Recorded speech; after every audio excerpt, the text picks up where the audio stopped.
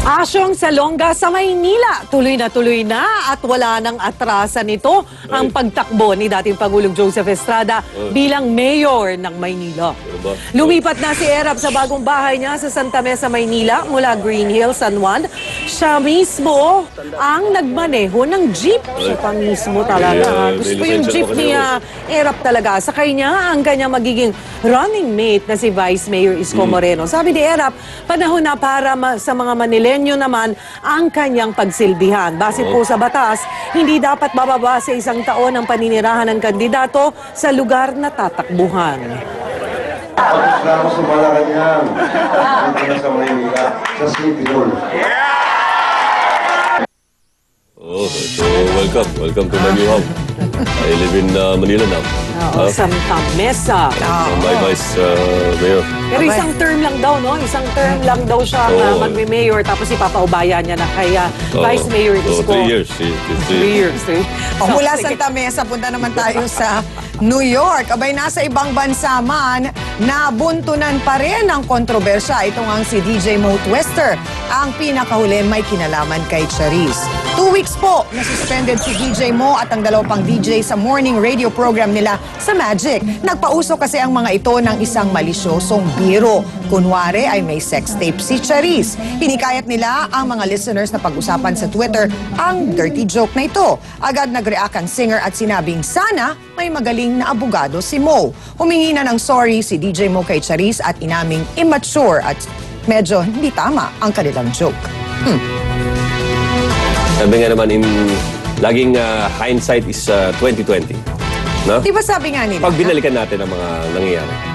Di ba sabi nga nila? That wasn't a good idea. Oo, na kaya naman ginawa ang Twitter at ang Facebook, hindi ba? To reconnect with your friends, pagkamustahan, pero hindi para gamitin ito sa mga negatibong mga bagay na medyo... O mga katuwaan. Katuwaan. Na isipin mo rin naman, kung makakasakit ka ng damdamin ng ibang tao, always remember, yung ikaw ang lumagay dun sa lugar ng taong pinag-uusapan nyo, how would you feel? Well, alam mo, ito diba? yung kay Charisse, no, pag binasa mo yung mga tweet niya, no, may sama ng loob talaga siya. Kasi sabi niya, nakakalungkot naman I guessed din it on your talaga. show, you know, and I thought you were a nice guy. Sabi wala niya, namang ginagawa yung bata wala talaga, din, nananahimik nga siya, di ba? At nagdadala naman kahit paano ng magandang karangalan para sa ating bansa. Birthday Sikat pa niya. Siya. Oo, di ba? Tapos paglalaroan nyo ng ganong biro, syempre, ikaw man ang lumagay sa lugar ni Charisse, masakit yun. Wala tayong ibang dapat how would i-blame Mo dyan. feel kung siya ang gawa ng ganong biro? Di ba? Mukhang sanay na naman siya sa mga ganong biro sa kaya kanya. lang nga,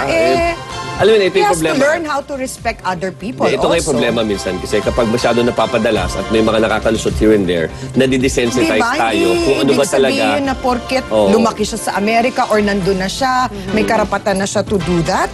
Diba? Kawawa naman yung bata. So tama lang na Suspended din siya. Siya at saka yung dalawang DJ. Yung dalawang Parang DJ nga when will he ever learn? Hindi They realize na parang ano nga ba yung ginawa So lahat sila namin? nag-apologize sila. Dalawang babae yung kasama. Pero ito nga yung malungkot dyan, di ba? Remember itong particular show na to, ang daming dinaan ng kontrobersya. Si Grace Lee umalis, si Angelique Copter umalis, si Mojo Jojo umalis. din. Very, yung mga circumstances, di maganda rin. Di ba? So they're trying to make the show new again or parang gusto na buhayin muli. With more controversy. So nagpasok sila ng dalawang DJ na gusto rin siguro sumikat tulad ng iba. Tapos ito yung ginawa ninyo. Kaya nagbiro ng hindi maganda. Ikaw, Supermart. Nakakalungkot. Ikaw, Supermart, ano masasabi mo sa ganyang klaseng biro? Hindi, tama. Responsable talaga dahil hindi na naman major show sa Pilipinas, kundi may live streaming, tapos andyan yung Twitter, andyan yung Facebook. Kaya yung problema doon, masuspend mo nga sila sa radyo, hindi mo na masuspend sa Twitter. Tsaka hindi mo na mabubura yung mga nilabas nilang mga comment doon, di ba? Lalo na si Charisse na merong karir na inaalagaan sa Amerika, hindi na naman sa Pilipinas, di ba? Napaka-wholesome, di ba? Hindi, tsaka walang ginagawa sa kanila yung Inosente talaga. nananaginip. Ganun talaga, kailangan talaga mag-ingat. Yung mga taong nabigyan ng ganong klaseng kapangyarihan at poder at responsibilidad, di ba? Sabi nga na, with great power comes great responsibility, di ba? Sabi ng uncle ni Spider-Man yan. Oo. Diba? Tulad nung nangyari sa, alam mo na, di ba? Dapat kailangan maging responsable po tayo. Huwag po natin pagalitan kung sino-sino. Wala po tayong karapatan na, alam mo na. Yun na yun. Mag-alipusta ng mga taong nasa baba. Tayo yung nasa taas. Dahil ang buhay ay parang gulong. Ba? Minsan nasa taas tayo, minsan nasa baba. Matalinhaga si Supermart ngayong umaga. Gulong ng palad by Rico J. Gulong ng palad. Yung Rico J. police Ang report mo ba ay matatalinhaga rin? Oo, pero alam mo, Marincel, madagdag ko lang, no? Dapat siguro, kasi parati na lang Raymart at Claudine na papanood. Gusto ko maimbestigahan, hindi lang ng kung ano mga sino man nag-iimbestiga niyan, pati ng mga media outfits, kung sino yung naka-pink na yon. Dahil siya talaga nanggigil, hindi naman siya kasama sa away dun eh. Sinampahan din ang kaso yun eh. Yata. Oo. Dapat gawa ng dossier. Dapat malaman natin sino talaga siya. Diba? Walang gano pa, no? Wala pang lumalabas na Ikaw na ang gumawa niya. Wala pagkakakilanlan ng pa. picture. O sige. Oo, pwede. Pwede kong gawin Alamin yan. mo nga, Mark. Alamin na Tolmart. natin yan. Go, sige. Tolmart. Next week, alamin natin, ha? Okay. Narito na mga police report, mga kapatid. Tumagal na mahigit 3 oras bago napasuko ng otoridad ang isang lalaking ng hostage sa isang bahay sa Rosario, Pasig. May special request pa raw ang hostage taker bago napasuko. Yan ang makita ang sinuman sa Tulfo Brothers. Para sa update, makausap natin live si Ryan Ang. Good morning, Ryan.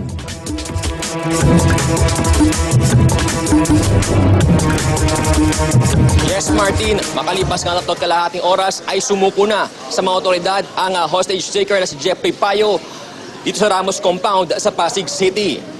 Noong una, mga member lang ng media ang inihiling na demand ng suspect para daw masiguro ang kanyang kaligtasan. Maya-maya pa ay nagbabanggit na ito ng mga prominenteng broadcaster. Kabilang nga rito ang magkakapatid na Tulfo. 3 araw na raw minaman ng Pasig Police ang si Payo at kanina nga ay serve sana sa kanya ang warrant of arrest kasalang robbery hold-up. Pero bigla na lang silang pinaputukan nito at nagatakbo na raw papasok ng Ramos Compound si Payo. Dito na siya sa pilitang pinasok ang bahay ng mga Cruz. Nakalabas agad ang ina na si Vivian pero naiwan sa loob ang kanyang menor de edad na anak at si Christine at asawang si Ricardo. Alas 5 nga ng umaga nang sumuko si Payo sa mga otoridad at litas na mga nakalabas ang mag-amang hinosis ito. Sa ngayon ay diretso na sa headquarters ng Pasig Police ang suspect si Payo para maimbestigahan ng mga otoridad. Martin? Maraming salamat, Ryan Ang. Samantala, na-set up lang daw si Ryan Dominguez, kapatid ng tinaguriang carnapping king na sina Raymond at Roger Dominguez. Kwento ni Ryan nang iharap ng Malolos PNP, nakasakay siya at mga kasamaan sa iba't ibang sasakyan. Bigla na lang daw silang pinasakay sa isang Innova at hinuli. Pero buwelta ng mga polis, lehitimo ang kanilang operasyon. Sinuhulan pa nga raw sila ng 3 million pesos ng mga suspect. Nahuli ang grupo ni Ryan nung isang araw habang umano'y nagpa-pot session. Nakumpiska sa kanila ang ilang pakete ng shabu at ilang armas. Dalawang hold-upper naman sa Bulacan ang patay matapos makaengkwentro ng mga pulis. Nangyari ang engkwentro ilang sandali lamang matapos ma-hold up ng mga salarin. Tinangay ng mga hold-upper ang pera at motor ng isang kolektor ng lending company habang papunta sa kanyang sisingilin sa Bukawi. Buti na lang at may police checkpoint na malapit kaya agad nakahingi ng tulong ang biktima. Matapos ang putukan ay balik sa biktima ang mga ninakaw sa kanya kabilang ang pera na aabot sa 30,000 piso. Kalaboso naman ang dalawang lalaki matapos mahuling may dalang ice pick sa Caloocan kagabi. Kilala ang mga suspect na sina James Ingala at Roberto Turla.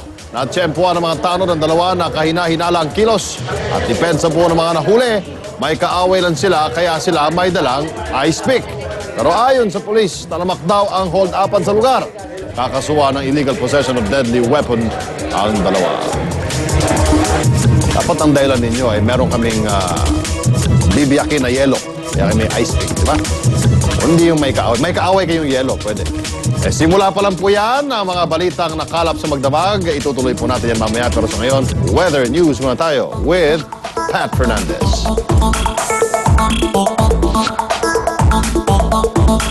Happy Happy morning mga kapatid! Alamin na natin ang magiging lagay ng panahon. Mukhang hindi pa rin ito makikisama ngayon dahil present pa rin sa Mindanao ang Intertropical Convergence Zone o ITCZ. Magdudulot pa rin yan ng madalas na buhos ng ulan sa lalawigan. Makikita nyo, maging maulan sa Cotabato, General Santos, pati na sa Butuan.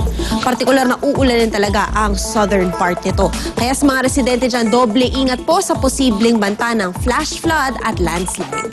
Damay rin sa epekto ng ITCZ ang Visayas. Pero makikita nyo magiging makulog at makidlat lang sa hapon at gabi dyan. May kasama ito talagang pagkulog at pagkidlat dahil ang mga ulap kapag nag-evaporate ay magiging maulan. Lalo na dito sa mga probinsya ng Leyte, Cebu, pati na sa Bohol. Ayan, makikita nyo. Maalinsangan na panahon naman ang mararamdaman natin dito rin sa Luzon. Pero dahil sa localized rain showers, posible ring maging maulap na may kasamang pag-ambon pagdating ng hapon o gabi. Nasilayan naman natin ang haring araw ngayong alas 5:30 ng umaga at mamaya lulubog siya ng alas 6:15 ng gabi. At yan ang ating ulat panahon sa oras na ito. Abangan pa ang ibang weather update sa ating pagbabalik.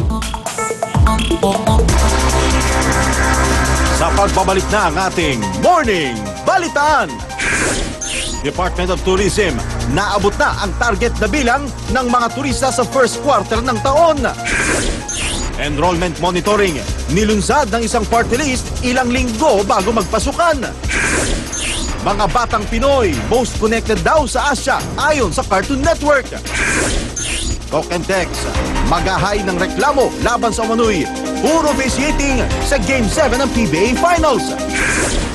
Dalawang batang kinidnap sa Bulacan, natagpuan na. Kampo ni Mayor Alfredo Lim, hindi raw nababahala sa pagtakbong mayor ni Erap sa Maynila. Mga Pinay, naniniwala nga bang maganda sila? Lahat ng yan sa pagbabalik ng Good Morning Club!